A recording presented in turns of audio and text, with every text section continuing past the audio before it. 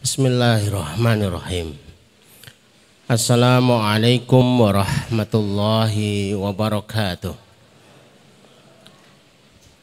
Alhamdulillah. Nahmaduhu wa nasta'inuhu wa nastaghfiruh wa nastahdihi wa natubu ilaih. Wa na'udzu billahi min syururi anfusina wa min sayyiati a'malina. May yahdihillahu fala mudhillalah wa may yudlil fala hadiyalah. Nashhadu an la ilaha illallah wa nashhadu anna Muhammadan abduhu wa nabiyuhu wa rasuluh. La nabiyya wa la rasula ba'dah. Allahumma shrah sudurana wa tazawwas an sayyiatina wa hab lana fahmal anbiya wal mursalin wa hab lana fahmas salafus salih. Allahumma anfa'na bima 'allamtana wa 'allimna ma yanfa'una wa zidna ilman wa na'udzu billahi min ahwali ahli nar. Allahumma la sahla illa ma ja'altahu sahla wa anta tas'alul hazna idza syi'ta sahla. Rabbi shrah li sadri wa yassir li amri wahlul 'uqdatam min lisani yafqahu qawli. Rabbi zidni ilma. Subhanaka la ilma lana illa ma 'allamtana innaka antal alimul hakim. Rabbana atina min ladunka rahmah wa hayyi' lana min amrina rasyada. Amma ba'd, Bapak, Ibu dan jamaah sekalian yang dirahmati Allah, mudah-mudahan diberkahi oleh Allah dan mudah-mudahan dicintai oleh Allah Subhanahu wa taala. Berbahagia kita sore hari ini. Ada pemaknaan lain. Syekhul Islam Ibnu Taimiyah yang tempo hari itu kita bahas sebagai tema awal tentang surga dunia, itu pernah sakit dan larangan daripada dokternya itu dua. Satu, disuruh mengurangi zikir, karena kalau beliau zikir itu biasanya pada subuh sampai jam 9, katanya itu sarapannya. Yang kedua, disuruh mengurangi membaca buku. Orang dahulu itu punya kebiasaan kalau membaca buku itu kalau belum ngantuk itu belum tidur. Beda dengan kita. Kadang-kadang baca bukunya itu sampai ketiduran. Tapi justru jawaban daripada Syekhul Islam kepada dokternya itu menghenyakkan. Bagaimana mungkin saya dilarang untuk zikrullah? Bagaimana mungkin saya dilarang untuk membaca buku? Padahal dalam dua aktivitas itu, itulah letak kebahagiaanku. Sementara orang sehat itu kalau hatinya bahagia, maka ya diteruskan dia itu tetap dengan zikrullahnya, tetap dengan membaca bukunya, dan dengan itu malah cepat sehat. Maka Bapak Ibu yang dirahmati Allah, kita dengan amalan soleh kita, kalau sudah mendarah daging itu dilarang sekalipun, itu sulit. Saya itu dapat larangan ngisi pengajian, itu 2 bulan. Dan nonso ada dokternya enggak gitu ya. Biasanya ada bu dokternya. Wow, tidak diomongin kalau jamaah barang. Kemarin diperiksa terakhir itu tensinya naik. Ditanya sama bu dokter, Ustadz Darnopo, saya habis akikohan. Apa karena makan kambing? Bukan. Karena saya ngisi akikohan, semua dikasih kambing. Lah saya tok yang nggak dikasih, jengkel. Jangan mengira bahwa tempe itu bikin darah tinggi. Tapi sangat mungkin ya. Yang dikasih sate itu malah seneng, yang dikasih tempe itu jengkel, malah tensinya naik. Tempe lagi, itu malah tensinya naik.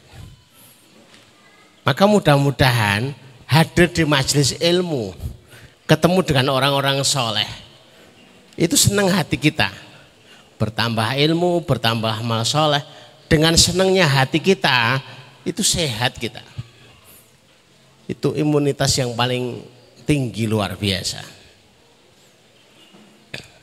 Karena yang pendahulu kita sudah melakukan itu semua. Senang dengan kebaikan, ini surganya mereka. Maka tema yang kedua tentang surga dunia. Kalau kesimpulannya surga dunia itu adalah ketaatan amal soleh. Jadi dari awal kita itu berusaha mengemas ya. Memvisualisasikan, menata mindset, sesuatu yang sebenarnya itu melelahkan bagi umum itu tidak disebut sebuah kenikmatan. Tapi kita berusaha untuk menata sebuah kenikmatan. Dalam sholat itu ada kenikmatan, dalam zikir itu ada kenikmatan, dalam berdoa itu ada kenikmatan. Dan perlu saya ulang ya bagi Bapak Ibu, walaupun ini adalah materi yang pernah kami sampaikan kepada Bapak Ibu, perlu kita itu untuk selalu bermuhasabah. Ada 7 hal yang itu menjadi syarat husnul khotimah. Jadi husnul khotimah itu selalu bayangan kita itu adalah mati. Belum tentu. Keluarga yang husnul khotimah dalam tarbiyah anak-anaknya. Kerja yang husnul khotimah, anak-anak yang thalabul ilmi kemudian husnul khotimah, hasilnya itu dinilai itu adalah akhir yang baik. Itu bukan karena pinternya, bukan karena prestasinya, bukan karena hasil kerjanya, bukan karena anaknya banyak, bukan karena istrinya cantik, bukan. Tapi ada 7 yang bisa dinilai. Mohon yang seperti ini diingat ya.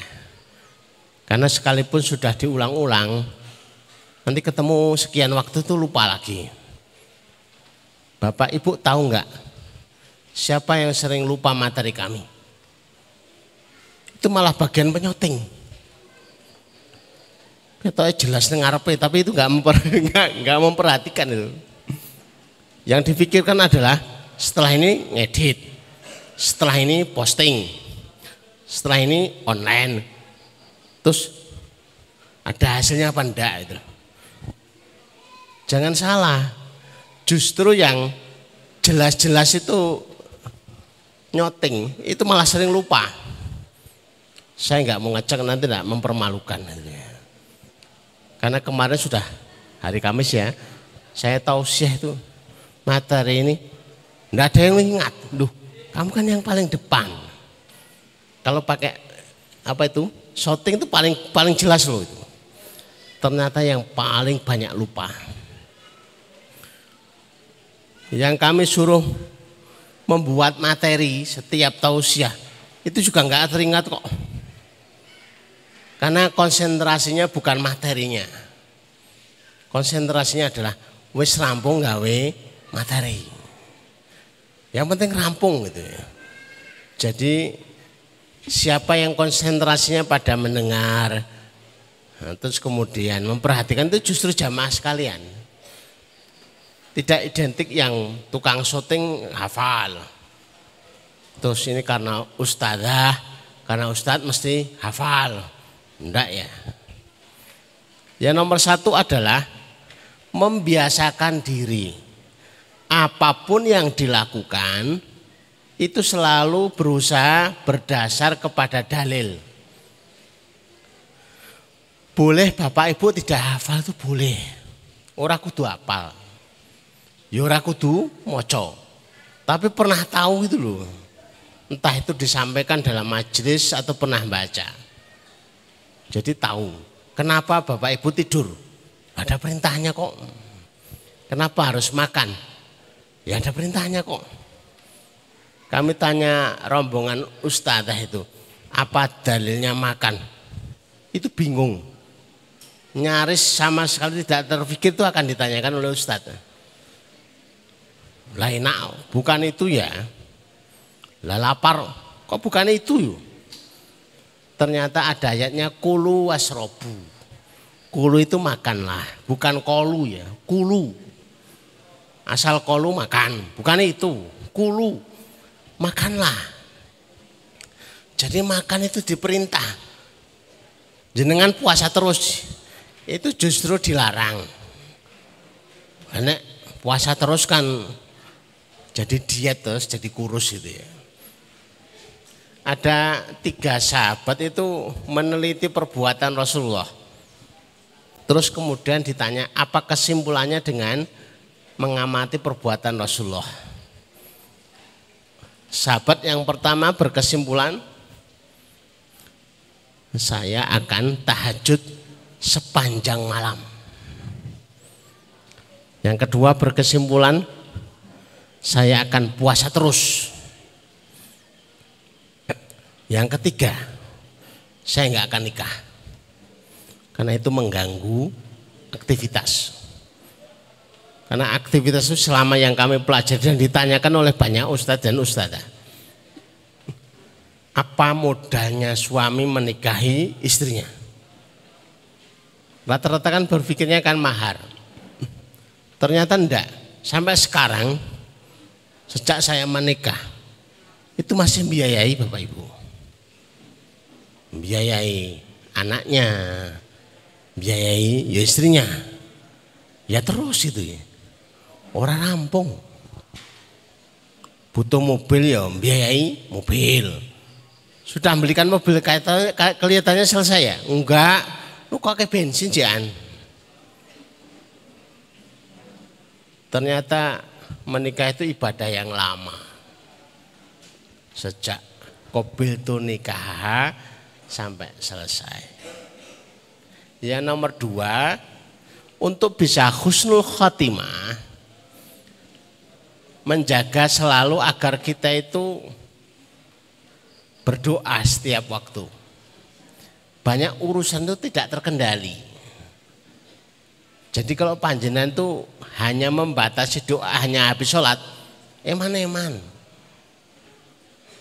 Sahabat radhiyallahu anhum itu sampai urusan naik onta saja itu dikir mudah-mudahan gak error. Jadi kalau kita tuh berzikir sama urusan yang kecil-kecil tuh yang doa itu. Motor yang sudah sering dipakai muga-muga ora error. Waktu itu saya naik mobil sama istri dan anak-anak. Lupa enggak berdoa. Ada yang mabuk, ada yang pusing, ada yang rewel. Apa yang salah? Sopirnya juga sudah bagus.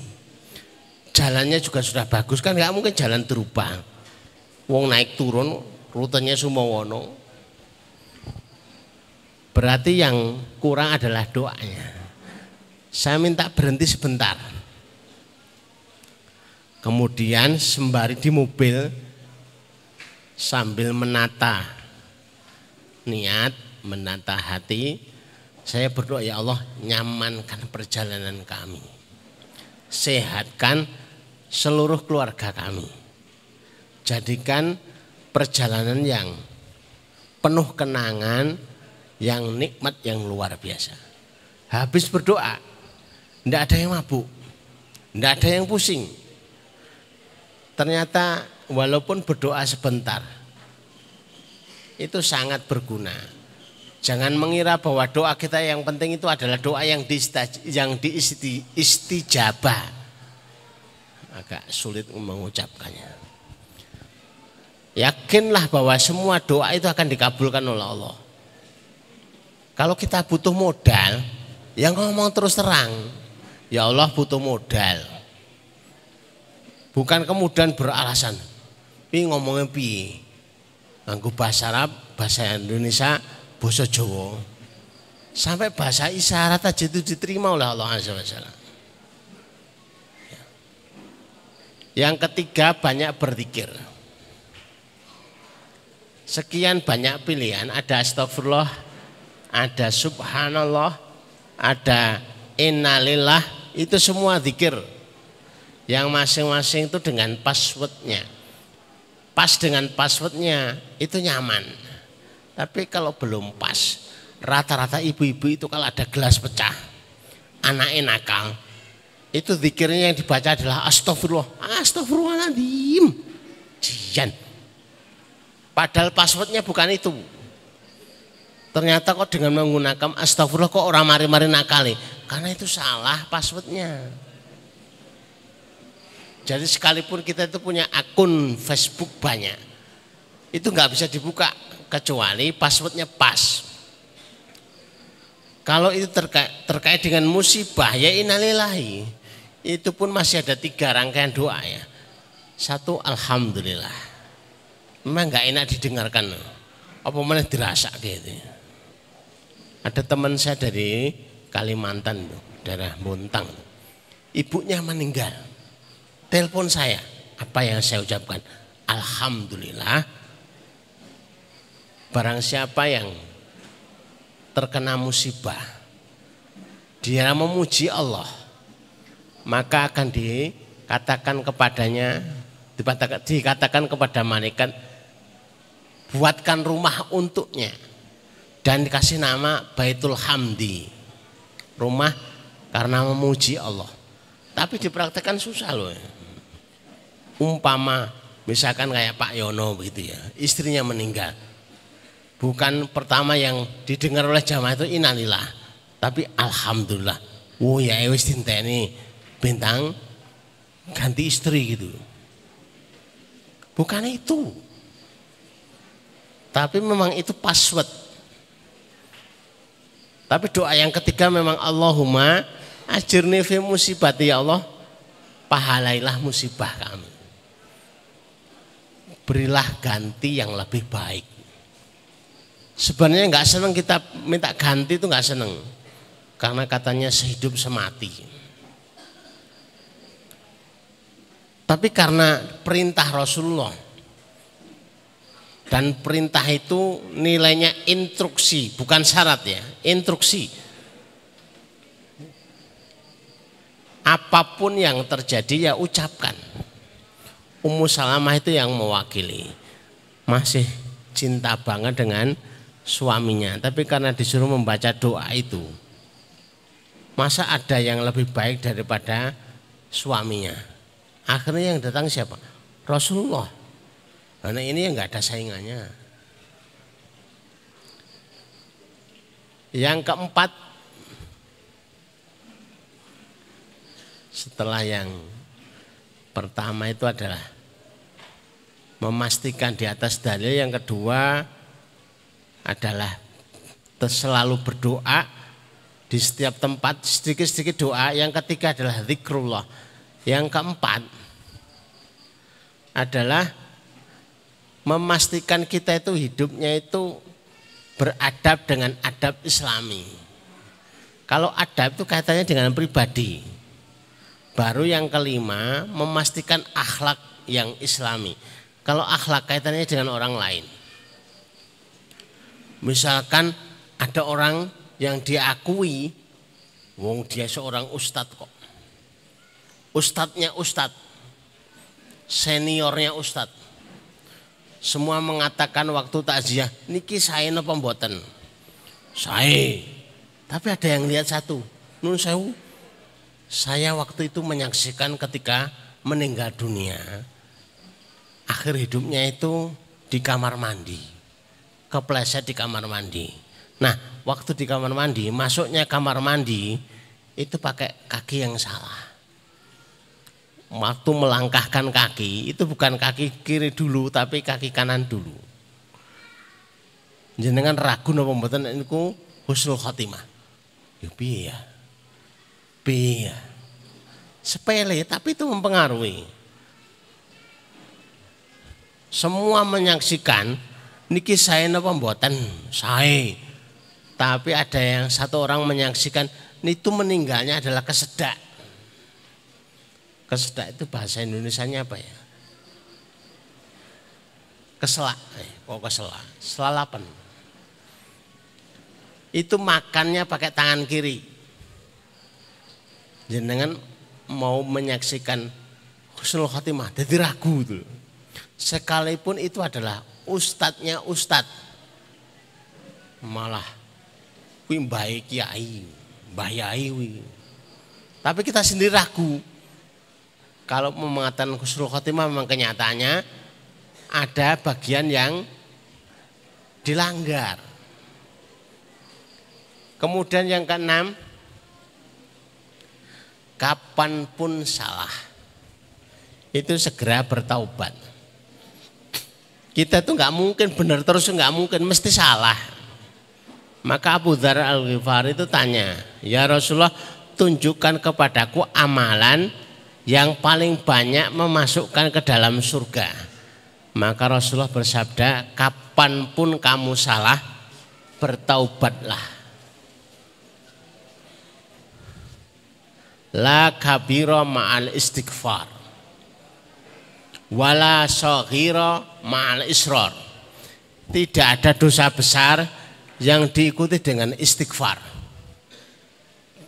Bagi yang memperhatikan ini rada seneng, hanya ngono gampang. Nyolong rapopo sementing karo istighfar. Tapi Bapak Ibu jenengan nyoba ndak pernah berhasil. Coba mulai dongkel jendela apa pintu tapi astagfirullahaladzim, astagfirullahaladzim, ora dadi. Mau ngelempar mangga nyolong tapi zikir astagfirullahaladzim, astagfirullahaladzim, ora sida nyolong. Kok ada pencuri kok soleh banget ya. Itu zaman siapa itu ya, Fudail bin Iyad ya, Sa'id bin Musayyib. Malam itu mau mencuri, tapi sebelum mencuri itu qiyamul lail. Ya ora dadi qiyamul lail, malah dadi judu nih. Habis subuh nyolong itu nggak berhasil, akhirnya datang ke masjid. Selesai sholat, pengajiannya Hasan Al Basri. Ada ibu-ibu datang. Ustadz, saya mengadukan. Tadi malam tuh ada yang masuk ke rumah saya. Kayaknya mau berbuat yang tidak senonoh, tapi sempat masuk ke dapur, lah kok ada sayur terong. Nuwun sewu yang masak terong. Ini kebetulan saja. Lah itu ada yang sempat dicicipi, ada bekas gigitan untuk diterong itu tadi. Ustadz Hasan Al Basri, saya merasa tidak nyaman. Saya seorang janda, bolehkah saya itu dipilihkan orang soleh untuk menjaga kami? Ustadz Hasan Al Basri itu langsung bertanya, ada enggak yang siap menikahi dia? Begitu bertanya begitu langsung nunjuk, itu yang pojok aja. Ternyata yang pojok itu yang mencuri tadi malam. Mosok pencuri kok malah bertanggung jawab. Karena Hasan Al Basri itu ya basirahnya kuat ya, firasatnya kuat. Kok ya pas gitu loh ya. Yang nyolong sayur terong. Sampai sekarang kalau saya makan sayur terong itu mikir-mikir. Daripada ceritanya itu podo karo ceritanya. Si sayur terong, kok nek suruh menikahi berat iki. Yang ketujuh, selalu mempunyai stok husnudzon. Bapak Ibu, orang yang bisa sabar adalah orang yang punya stok husnudzon. Orang yang tidak sabar itu kalau husnudzonnya habis. Nah, husnudzon itu biasanya diketahui dari awal pembicaraan. Barangkali, mungkin, kayaknya, kira-kira itu berbahayanya hilangnya husnudzon. Pak Fulan ini kemana kok nggak hadir? Kayaknya, mungkin, barangkali itu sudah suudzon. Yang tidak dirasa.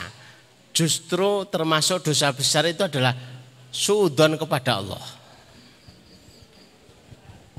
kenapa kok doanya belum istijabah? Kayaknya, mungkin, barangkali. Tapi nilainya negatif itu ya suudzon. Kalau kepada Allah itu husnudzon semua aja. Seorang Badui itu tanya kepada Rasulullah, ya Rasulullah, apakah nanti yang menghisab saya itu Allah? Ya iya. Kalau begitu beres. Lah kenapa? Karena selama pengalaman hidup kami menemui bahwa Allah itu baik. Semua diperjalankan hidup kami itu dengan baik. Dan nanti kalau ketemu yaumul hisab mesti akan berjalan dengan baik. Umpama salah-salah itu bakal dimaafkan. Padahal para sahabat saat itu sekeweden. Rasulullah bersabda, siapa yang ingin melihat calon penghuni surga, lihatlah orang Badui ini. Kadang-kadang orang Badui itu dibutuhkan. Akhirnya yang lain itu belajar. Itu barokahnya orang Badui. Coba, yaumul hisab yang ditakuti setiap orang, ternyata jawabannya itu sepele. Itu selesai dengan husnudzon.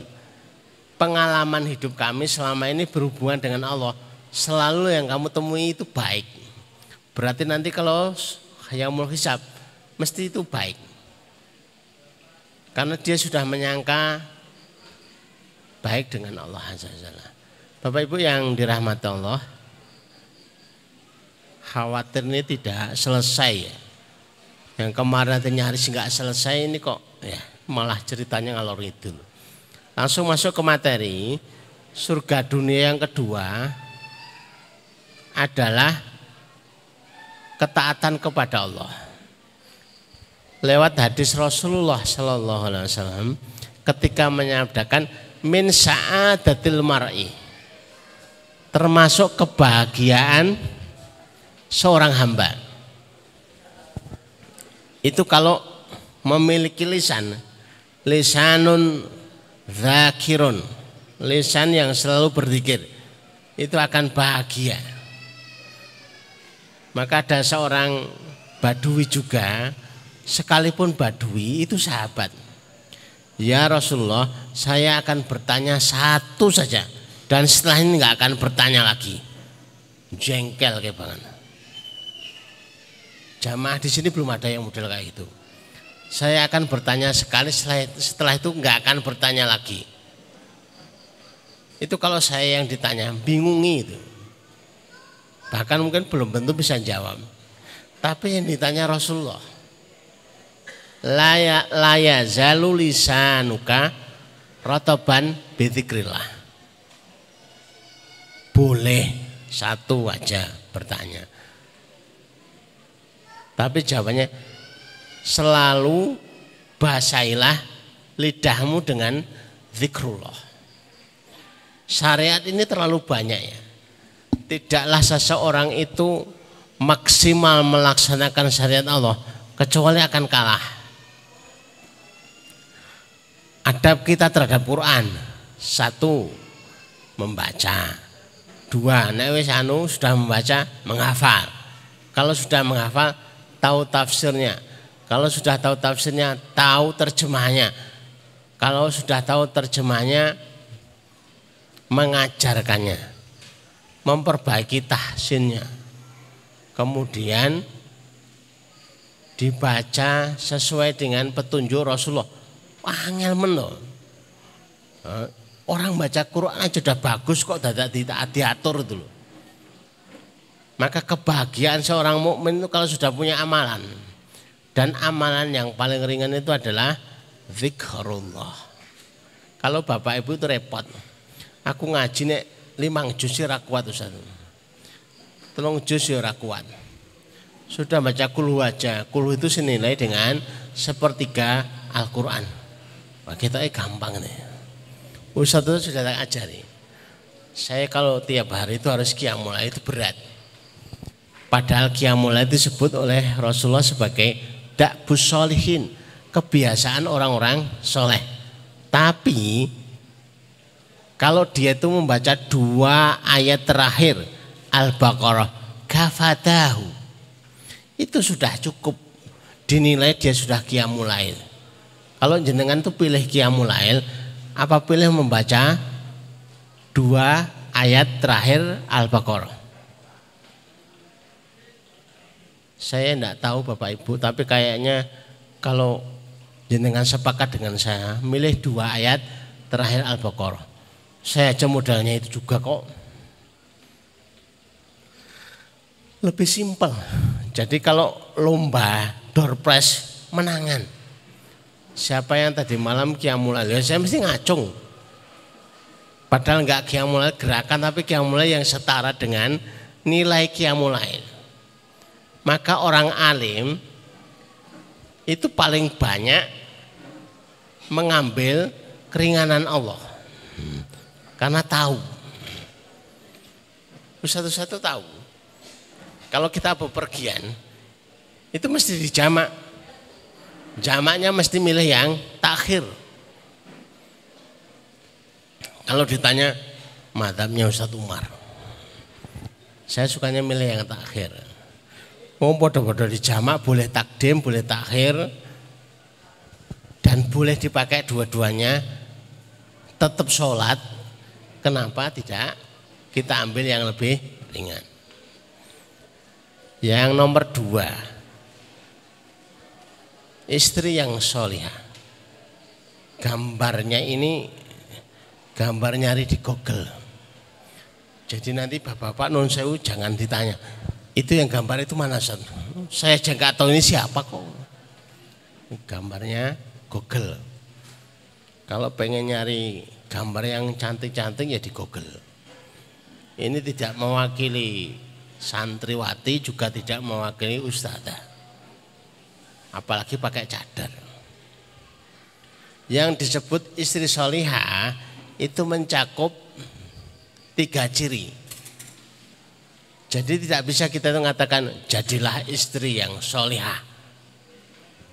Sholihah secara umumnya dapat, tapi sholihah secara khusus itu mesti menikah dulu. Jadi nuwun sewu, ustadzah sekalipun pengen jadi sholihah, kalau belum menikah tidak bakal jadi sholihah yang beneran. Sholihah secara umum dapat, tapi sholihah secara spesifik khusus itu harus menikah. Karena mesti hadis Rasulullah itu akan berlaku baginya. Wanita yang sholihah itu idza nadharta ilaiha asyaratka. Kalau dilihat suaminya, bukan dilihat orang lain, dilihat suaminya menyenangkan. Ora bendino dasteran wae. Lungsek ndak. Terus besengut wae. Baru dilihat aja sudah menyenangkan. Wa idza amarta ilaiha atau atka. Kalau diperintah suaminya taat.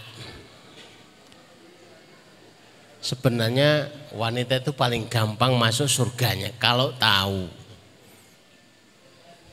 Maka kehilangan suami itu kayak kehilangan kartu masuk surga. Jadi kalau idza sholatil mar'atu khamsa, kalau seorang istri itu sholat 5 waktu, wasoma syahra, saum di bulan Ramadan, wa ata'at ba'laha, taat kepada suami, maka diperintahkan kepada istri ini silahkan masuk dari pintu surga manapun. Itu enggak berlaku bagi suami. Dia sudah qiyamul lail sampai boyoan, itu tidak diperintahkan silakan masuk pintu qiyamul lail. Enggak, itu masih dihisab yang lain. Istri kalau dilihat menyenangkan, terus taat kepada suaminya, kemudian sholat 5 waktunya beres, kan tidak diperintahkan berjamaah kan. Di rumah boleh, di kamar boleh, itu malah lebih baik. Tapi setelah memperhatikan hadis yang lain, kalau sudah sepuh sementara di masjid itu tidak mengganggu. Kalau ibu-ibu sholat di masjid tambah jamaahnya, semua milih sebelakang, berarti itu masalah itu. Jenengan nggak hadir berjamaah berarti berkurang jamaahnya, berarti itu fitnah. Dia sholat 5 waktunya beres, 2 puasa Ramadannya beres, 3 taat kepada suaminya. Itu silahkan milih dari pintu manapun, dari pintu surga. Itu sudah dibukakan, sah untuk dimasuki. Ini kan enak. Tapi jangan salah, sholat 5 waktu itu lebih mudah. Yang paling sulit itu taat kepada suaminya. Belum tentu suaminya itu pantas ditaati. Secara bentuk fisiknya orang ganteng, terus gawe ini nyeneni, terus gawe ini besengut, piye kon taat? Nah, itulah tantangannya. Tapi kita yakin kalau kita rumusnya itu adalah idza nadzarta ilaiha asyaratka, kalau dilihat itu menyenangkan. Kemudian kalau diperintah itu taat. Yang ketiga, idza ghibta anha, kalau suami tidak ada di rumah, dia itu menjaga kehormatannya dan menjaga hartanya. Jangan sampai suami luar kota pulang-pulang alamat rumahnya ganti. Lah kok ganti? Wis didol istrinya. Berarti tidak terjaga hartanya. Ini saya tambahkan, kalau suaminya marah, ini cara etika, adab, akhlak, bagaimana istri kalau bertemu dengan suaminya. Kalau suaminya marah, dia tidak akan tidur. Kalau suaminya belum ridho. Nah, kebiasaan kita nek marah kita malah turu. Keblok lagi. Ditutup kamarnya, malah orang situ akur. Sudah masuk maghrib belum? Coba tambah yang ketiga. Nah, wanita yang masuk surga pertama. Saya harus cerita kepada ibu-ibu, karena jamaahnya ternyata sehebat apapun bapak-bapak tetap kalah sama ibu-ibu. Ternyata yang masuk surga pertama itu bukan istri Rasulullah, bukan putri Nabi, apalagi putra Nabi, sekalipun mereka solih dan solihah. Tapi ternyata seorang wanita yang namanya itu Muti'ah. Apakah itu nama asli Muti'ah atau itu gelar? Wallahu a'lam. Jadi nama Muti'ah untuk putri, kalau dulu itu favorit. Amalannya apa toh kok jadi wanita pertama itu masuk surga? Ternyata amalannya 3. Yang pertama, Muti'ah itu taat sekali kepada suaminya. Sampai pergi berpesan, jangan ada tamu laki-laki yang ke rumah. Ternyata yang datang itu adalah putri Nabi, Ibunda Fatimah, sambil membawa kedua putranya Hasan dan Husain. Itu nggak mau nemui kok. Mohon maaf, sebaiknya Hasan dan Husain itu tidak dibawa karena suami kami berpesan jangan bawa laki-laki. Ibunda Fatimah ya protes, ya kan masih anak-anak, ya tapi kan laki-laki. Ya tapi kan anak-anak, ya tapi kan laki-laki. Jangan saklek banget. Bukan saklek tapi pesannya begitu. Jangan menerima tamu laki-laki, sekalipun kecil. Kalau laki-laki ya sudah tidak bisa. Wayel kayak apa kan masih anak-anak, ya agar tidak bisa masuk.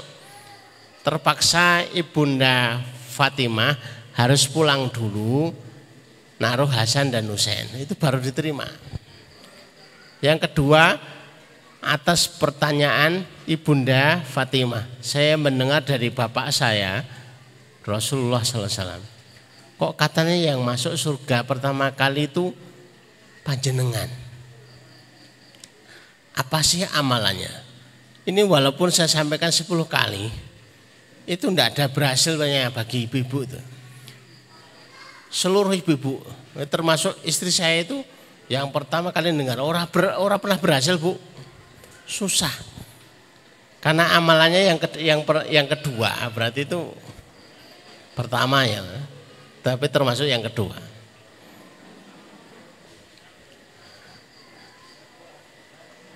Selalu menyiapkan handuk kecil. Bapak-bapak, ibu-ibu, handuk kecil itu harganya berapa toh? Coba kalau itu dijadikan door prize. Door prize murah tapi manfaatnya luar biasa. Lah buat apa ini? Mutiah cerita kepada Ibunda Fatimah. Suami saya kalau datang dari kerja itu langsung dilap pakai handuk. Bapak-bapak siap napa mboten? Kerjane di AC tapi dilap. Kaya petinju. Itu berat loh Pak. Sekalipun jenengan yang kan dilap. Kaya opo wae dilap. Wong ora keringetan. Satu tetes pun keringat itu enggak netes. Tapi itu bagian pelayanan. Setiap suaminya pulang ke rumah, keringetan enggak keringetan, itu dilap. Nah, ini yang berat. Yang sudah ikut ngaji sama kami 7 tahun sekalipun, itu enggak siap. Terus yang ketiga lebih tidak siap. Selalu ada cambuk di atas meja makan. Saya yakin di tempat bapak-bapak dan ibu-ibu ini enggak ada. Kenapa ada cambuk? Mutiah bercerita. Ini adalah komitmen kami kepada suami. Kalau pelayanan hari ini itu ada yang tidak memuaskan, silahkan cambuk kami. Ibunda Fatimah bertanya, jenengan pernah dicambuk nggak? Nggak pernah, nek dipeluk malah iya. Jadi Mutiah itu jadi wanita penghuni surga yang ngetuk pintu surga pertama. Itu karena amalan itu. Sepele. Sekalipun ini dibaca di hadis itu berulang kali, dipraktekkan susah. Padahal modalnya cuma handuk, yang kedua cambuk. Umpama handuk itu adalah handuk yang di kamar mandi digunting, ya ora apa-apa. Yang penting cilik. Kalau besarnya dikira petinju. Apa dikira tukang becak. Yang kedua adalah cambuk. Tidak perlu cambuk yang gede gitu ya. Cambuk yang kecil aja enggak masalah, yang penting itu ada komitmennya. Bapak Ibu yang dirahmati Allah, sementara sampai di sini dulu karena sudah masuk maghrib. Ini judul untuk edisi yang kedua tentang surga dunia. Kalau itu dipraktekkan di keluarga itu sudah kayaknya rumah tangga itu seperti surga. Tapi kami sudah memprediksi paling sulit bagi ibu-ibu, sulit bagi bapak-bapak. Tapi yang penting ilmunya sudah tahu. Kalau panjenengan pengen praktek ya silahkan. Karena bapak-bapak itu belum tentu siap dihandui gitu loh. Terus kaya apa wae. Ning kebonan mburi omah. Ning toko pakai AC. Ndak keringetan belah di handuke. Demikian Bapak Ibu yang dirahmati Allah, masih ada PR bagi saya untuk menjelaskan selanjutnya. Masih ada satu pertemuan lagi untuk surga dunia. Dipaksakan walaupun 5 slide ternyata nggak rampung. Apalagi kalau ini bentuknya diskusi lebih nggak rampung lagi. Mau diterangkan cepet aja ternyata tetap lama. Selanjutnya Bapak Ibu yang dirahmati Allah sudah masuk maghrib, kita tutup dengan doa. Mari kita tata hati kita fokuskan pikiran kita memohon kepada Allah, mudah-mudahan menjadi doa yang mustajab di sisi Allah Azza wa Jalla. Monggo. Bismillahirrahmanirrahim. Allahumma sholli ala Muhammad wa ala ali Muhammad kama shallaita ala Ibrahim wa ala ali Ibrahim innaka Hamidum Majid. Allahumma barik ala Muhammad wa ala ali Muhammad kama barakta ala Ibrahim wa ala ali Ibrahim fil alamin innaka Hamidum Majid. Walhamdulillahi rabbil alamin hamdan syakirin hamdan naimin hamdan ni'amah wa kafi mazidah. Ya Rabbana lakal hamdu kama yanbaghi li jalali wajhika wa azimi sultanik. La ilaha illa anta subhanaka inni kuntu minadh dhalimin. La ilaha illa anta subhanaka inni kuntu minadh dhalimin. La ilaha illa anta subhanaka inni kuntu minadh dhalimin. Allahumma ya Rahman ya Rahim ya Hayyu ya Qayyum ya Dzal Jalali wal Ikram. Allahumma ya Rahman ya Rahim ya Hayyu ya Qayyum ya Dzal Jalali wal Ikram. Allahumma ya Rahman ya Rahim ya Hayyu ya Qayyum ya Dzal Jalali wal Ikram. Allahumma inna nas'aluka min khairin ma sa'ala minhu nabiyyuka Muhammad sallallahu alaihi wasallam wa na'udzubika min syarri ma sta'adha min nabiyyuka Muhammad sallallahu alaihi wasallam. Antal musta'an alaikal balagh wala haula wala quwwata illa billah. Ya Allah, sesungguhnya kami memohon seluruh kebaikan yang pernah diminta oleh Nabi kami sallallahu alaihi wasallam. Ya Allah, sesungguhnya kami meminta perlindungan sebagaimana yang pernah diminta perlindungan itu oleh Nabi kami sallallahu alaihi wasallam. Engkaulah tempat kami meminta, Engkaulah yang menyampaikan segala urusan. La haula wala quwwata illa billah. Allahumma inna nas'aluka amalan baran wa rizqan daran wa aisan wa qaran.